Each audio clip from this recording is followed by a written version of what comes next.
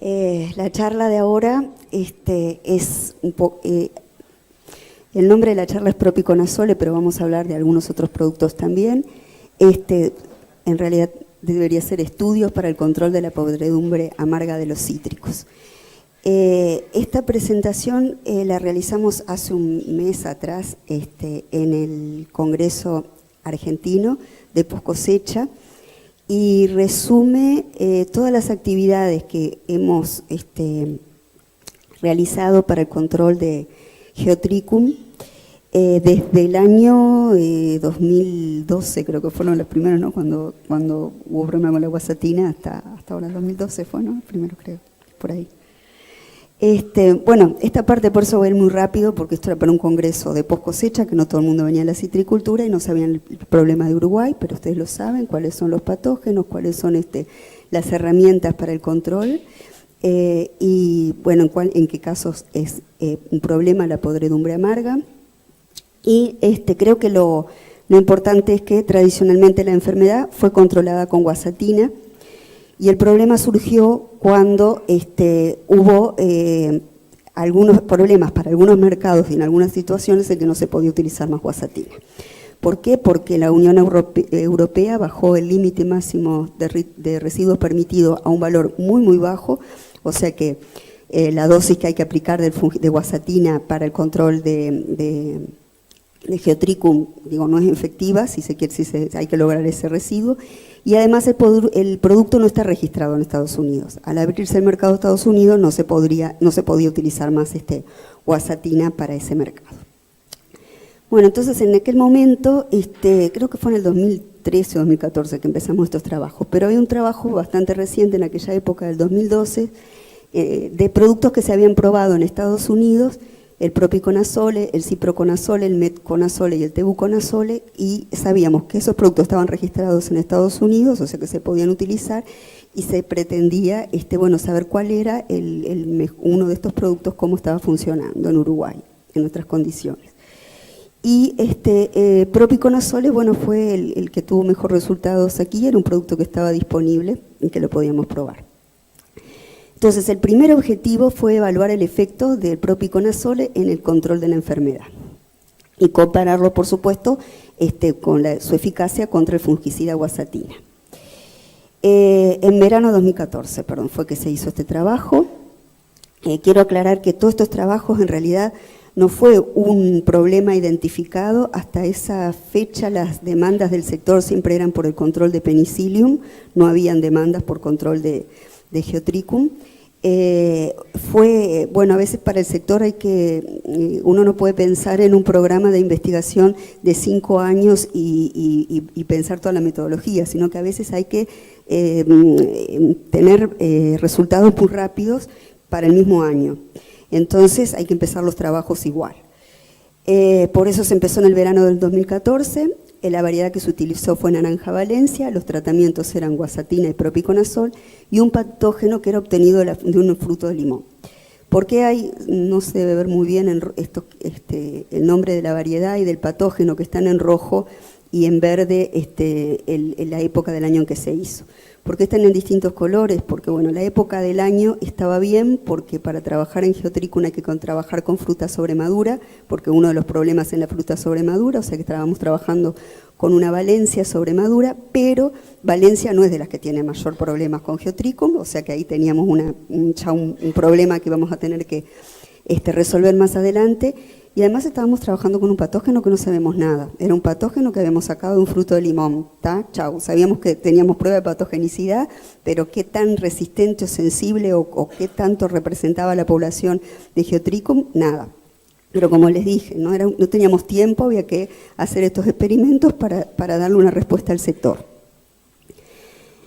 Entonces, para la metodología fue la tradicional para evaluar fungicidas de post cosecha, o sea, la fruta se lava, se deja secar, se inocula con una concentración conocida del patógeno. En Geotrichum es un poco diferente que Penicillium, las condiciones de la inoculación y después en las cuales hay que dejar la fruta para que se produzca la infección. Después se aplican los tratamientos y la fruta se deja 7 días a temperatura ambiente, o a veces 20 días en frío y después los 7 días mostrador. El segundo objetivo, entonces, después que teníamos los resultados de esos experimentos, fue evaluarlo, pero ya en una fruta que fuera problemática, o sea, una fruta que se desverdiza, en el cual sí tiene problema Geotrichum, y a la vez conocer el residuo efectivo sobre la fruta que inhiba el desarrollo del patógeno. Ese trabajo se hizo en el otoño-invierno 2014, o sea que la variedad ya levantamos la limitante de la variedad. Los tratamientos en este caso ya sabíamos el resultado del propiconazole, probar distintas dosis, y el patógeno, seguíamos con el mismo patógeno, todavía no teníamos cepas nuevas. Así que el tercer objetivo que nos planteamos fue contar con una colección de aislamientos caracterizada por resistencia a propiconazole. Bueno, en ese trabajo se hizo una prospección de aislamientos de campos y plantas de empaque, hubo que tener los cultivos monospóricos, hacer pruebas de patogenicidad en diferentes variedades de cítricos, y luego que teníamos ya toda la colección fue que pudimos hacer el estudio de las MIC, de cuál era la mínima concentración inhibitoria de propiconazole. Bueno, por último tuvimos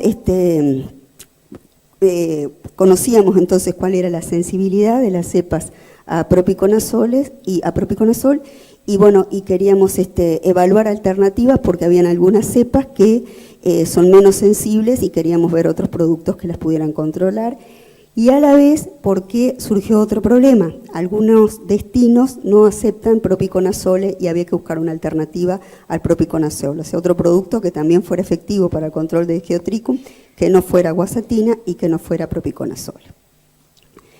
Bueno, estos trabajos se realizaron en el invierno del 2017, es algo de lo que Andrea ya les mostró, de las pruebas que se hicieron con propiconazole, con OPP, tebuconazole, y aquí, bueno, ya mostró de otro producto más que yo decidí no mostrar esos resultados.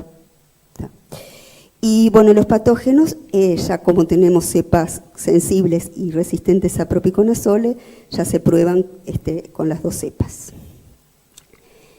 Bueno, y in vitro, como otra trabajo que se realizó también, fue probar por otra línea de investigación que tenemos, que es el uso de aceites esenciales para el control de patógenos de post cosecha.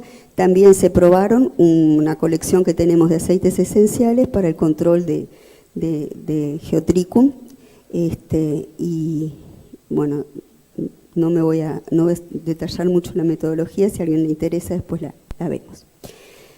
Bueno, y el quinto objetivo, que es el último, fue conocer el efecto inhibitorio de los fungicidas propiconazole y guasatina en cepas de Penicillium digitatus sensibles y resistentes a imasalil. También siempre tenemos el problema en la cabeza, ¿no?, de las cepas sensibles y resistentes a imasalil, y ver si estos otros fungicidas que controlan Geotrichum también tenían un efecto diferente en estas cepas. Bueno, la metodología, esto fue una prueba in vitro, en realidad se hacen placas en las que se colocan distintas concentraciones de propiconazole, distintas concentraciones de guasatina, se prueba se usa como testigo la cepa de Geotrichum y se usaron para ambos productos las cepas, o la cepa sensible y la cepa resistente a imasalil. Bueno, los resultados. Los resultados del primer trabajo, que era evaluar el efecto del propiconazole en el control de la enfermedad y compararlo con el fungicida guasatina, los resultados que tuvimos en Naranja Valencia fueron muy buenos. Cualquiera de los dos productos controlaba al patógeno, y propiconazole en este caso fue mejor. Les recuerdo, estamos hablando de Naranja Valencia, fue mejor que guasatina. Bueno, cuando se hizo el estudio de los residuos, se evaluaron 600.000 y 2.000 ppm de propiconazole, el residuo en el tiempo cero, el residuo a los 20 días, después del tratamiento de frío, y 20 días más efecto mostrador. También los resultados, este es el testigo, y estas son las distintas concentraciones de propiconazole no hubo diferencias entre ellas, o sea, las 600 partes por millón, que es la dosis de etiqueta, y las dosis superiores no se diferenciaron entre sí, y sí con el testigo. Bueno, con respecto a la colección de aislamiento, y por hoy contamos con una colección de 165 aislamientos monospóricos que tienen patogenicidad comprobada, que son provenientes de chacras comerciales, tanto de Salto, Paysandú y San José, y de una planta de empaque, y 128 aislamientos que fueron caracterizados por resistencia a propiconazol. Esta bolsita la puse ahí en forma medio anecdótica, porque cuando las plantas de empaque nos mandaban la fruta y llegaba acá al laboratorio, llegaba todo un licuado de fruta.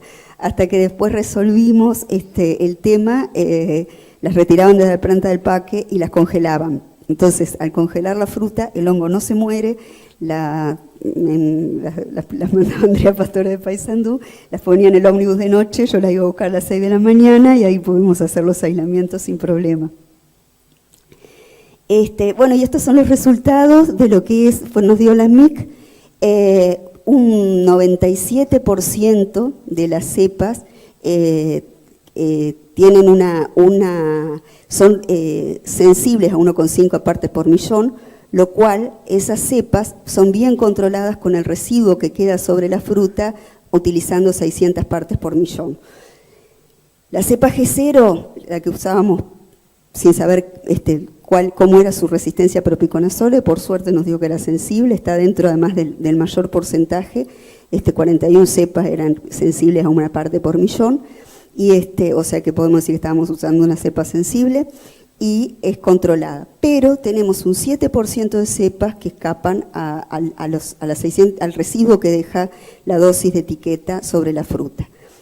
Por eso, pero no superan los 3 ppm, que es el residuo que dejan 1000 ppm sobre, o sea que del producto, aplicando 1000 ppm del producto en el tratamiento, la planta de empaque.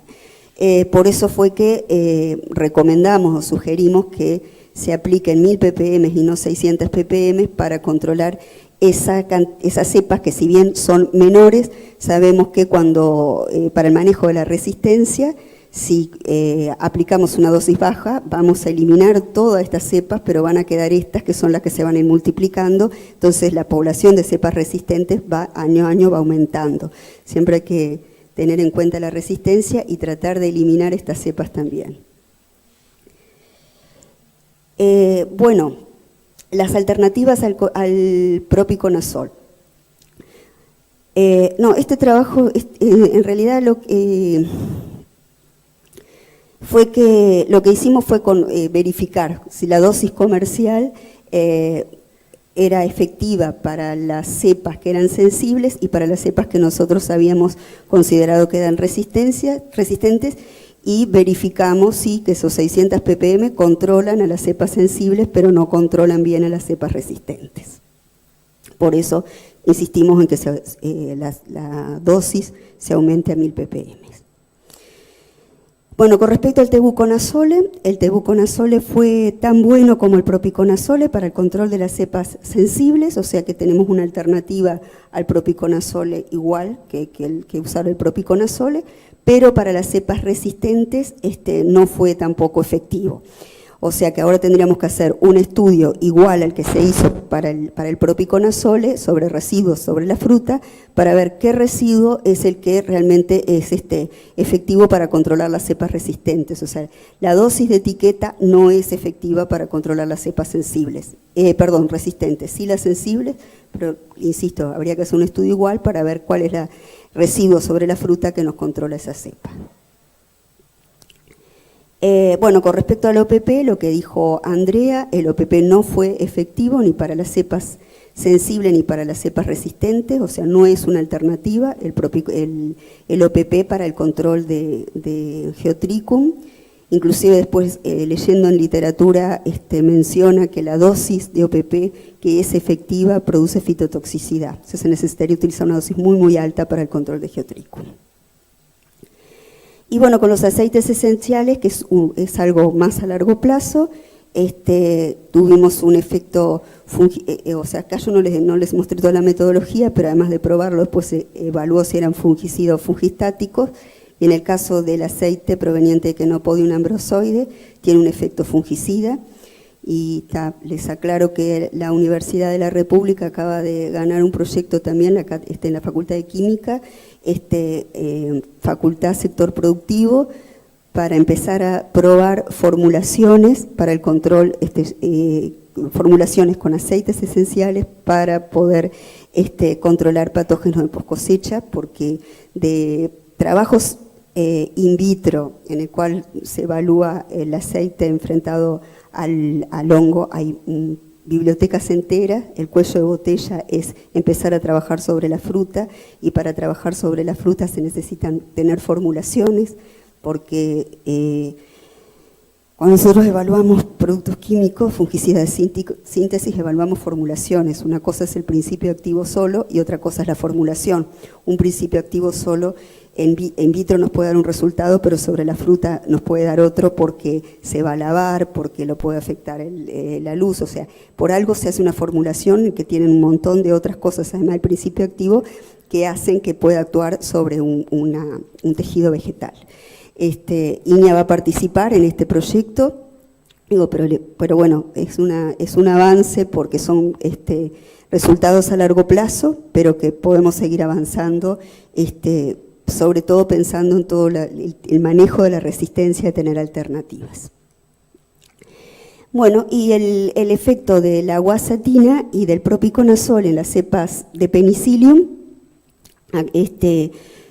esta es la cepa sensible, o sea que tanto la guasatina como el propiconazol controlan también efectivamente a las cepas sensibles, de las cepas de Penicillium sensibles a imasalil, pero no controlan a las cepas resistentes. O sea, las cepas resistentes a imasalil también son resistentes a guasatina y también a propiconazol.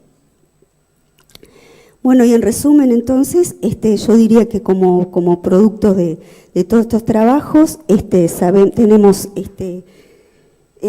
sabemos que el propiconazol y el tebuconazol son efectivos para el control de cepas sensibles, pero no para las cepas resistentes a 2,5 ppm de propiconazol, o sea que sabemos que el OPP no controla ni las cepas ni sensibles ni resistentes a Legiotricum, que la guasatina y el propiconazol le controlan cepas de Penicillium sensibles a imasalil, y bueno, eso era un poco, hay algunos otros puntos que eran más bien para discusión en el Congreso, los tienen ahí, pero lo que me importaba era un poco darles ese mensaje de los resultados que tenemos con estos productos. Bueno, estos trabajos se realizaron entre algunos de ellos por el equipo de post cosecha, otros con el equipo de fitopatología o en conjunto, y también Jerónimo, que no está ni en post cosecha ni en fitopatología, lo empujamos para un lado y para el otro, pero ha sido la verdad que un aporte muy valioso contar con Jerónimo para retomar estas actividades. Y bueno, fueron financiadas con fondos de INEA, convenios de vinculación tecnológicas con Ensur, Brillosera, que ha pagado parte de estas investigaciones y también siempre colabora con el aporte de los productos para las evaluaciones, y bueno, y el proyecto de ANI Sector Productivo. Muchas gracias.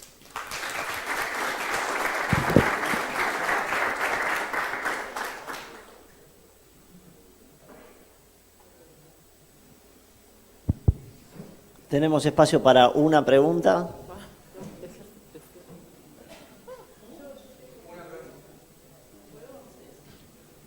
Una pregunta, Elena. Las 1000 ppm que vos recomendás, o por lo menos decías para control de Geotrichum, ¿esas controlarían a las resistentes? Porque en realidad el residuo que vimos ahí era de un baño de 30 segundos de inmersión. ¿Eso se lograría aplicándolo en planta de empaque? No sabemos, como que habría que medir, porque creo que no. ¿No?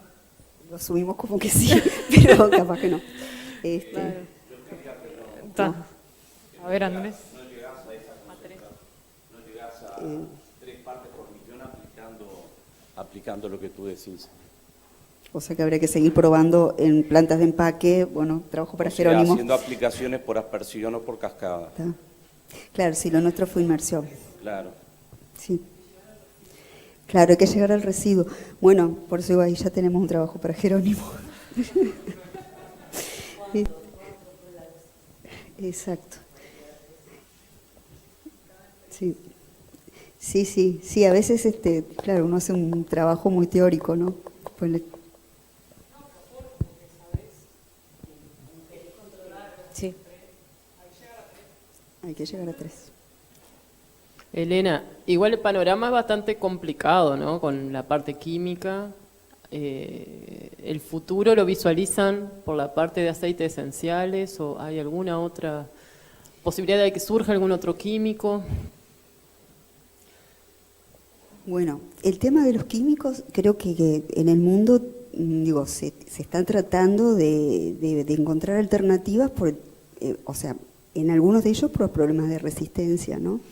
Que estás muy limitado, o siempre tenés que hacer un manejo de resistencia adecuado, ¿no? Hay cada vez menos productos, que los mercados que nosotros tenemos son bastante exigentes. Siempre la demanda que viene del sector es que cada vez les permiten tener menos residuos. En Europa se trabaja con residuo cero, o sea, ya tener fruta con residuo cero. Y creo que los clientes son más exigentes que los países en cuanto a los límites de residuos y en cuanto a cuántos residuos. Entonces viene por ahí el hecho, no es que los productos no sean efectivos, no hay con qué darle a los productos químicos. Nadie va a querer cambiar un producto químico que tiene muy buen efecto por una alternativa, arriesgando una fruta que va a estar 20 días en un barco o más, y después recién va a ser vendida, ¿no? Pero bueno, por las demandas de los mercados es que tenemos que buscar otras alternativas, y lo que nosotros tomamos aceites esenciales como podría haber sido control biológico, como podría haber sido otra línea. No da para hacer todas las líneas, ya bastante cosas distintas hacemos, y bueno, tomamos los aceites esenciales y bueno, y vamos avanzando de a poco, y creo que se está avanzando por un buen camino.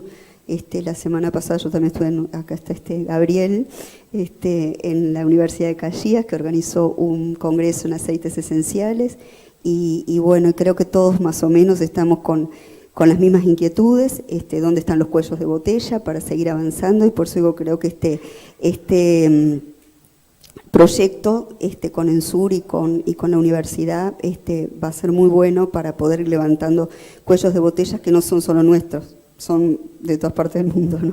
El tema de hacer las formulaciones y empezar a trabajar y ver cómo se aplican, que va a ser distinto a un fungicida de síntesis, pero poder bajar dosis de fungicidas o poder ir probando otras cosas para bajar los residuos. Bien, una preguntita más y cerramos. Elena, con respecto a la aplicación del propiconazole, ¿tuvieron en cuenta las horas después de la cosecha de la aplicación y cómo fueron las pruebas, en Drencher o en línea?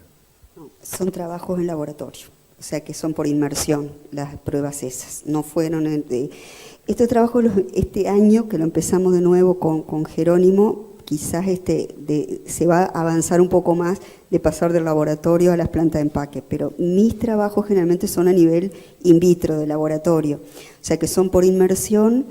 Y la cosecha, sí, se hace enseguida de la cosecha, porque la fruta o la cosechamos acá, en Iña, además, viste que como tenemos que trabajar con fruta sobremadura, que fue un poco lo que dijo Andrea de los trabajos, por ejemplo, en Afurer, no, en Afurer fue antes de los con Nule, y exacto. Que para esperar tuvimos problemas porque la fruta estaba sobremadura pero tenía mucha mosca, entonces se nos caminó la mosca por arriba. Entonces pues buena Fuller, si bien no es la variedad más problemática para el Geotrichum, bueno, fue la que encontramos, la pasamos por cámara de etileno como para poder madurarla un poco más, y después y no tenía mosca. Por eso, con Geotrichum no es como Penicillium, hay que tener un montón de cosas en cuenta y a veces eso es lo que lo que se puede, pero sí es fruta recién cosechada. Sí, también influye mucho la condición del campo, en la temperatura, humedad, Exacto. lluvia. Bueno, creo que sí, yo digo, pasé muy rápido las primeras transparencias, pero el cual decía cuándo era problema Geotrichum. O sea, en fruta que desverdizás, porque en el desverdizado le das las condiciones para el hongo, en fruta sobremadura, cuando se procesa fruta sobremadura, y las condiciones de cosecha, cuando se cosecha con lluvias recientes o mucha humedad, ¿no? Si no, el Geotrichum no debería ser. Es un patógeno, no sé Daniel, pero yo lo considero un patógeno débil al lado del penicillium. Digo, no debería ser problema. Bien, muchas gracias. Un aplauso por favor para Elena.